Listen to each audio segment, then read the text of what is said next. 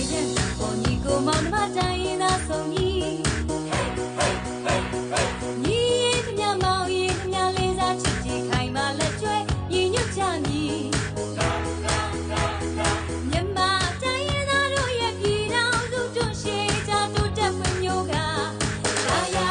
အေးချမ်းငြိမ်းငြိမ်းချမ်းချမ်းရည်မှန်းတွေ့တာသူရှိကကြိုးစားကလေးညီညာ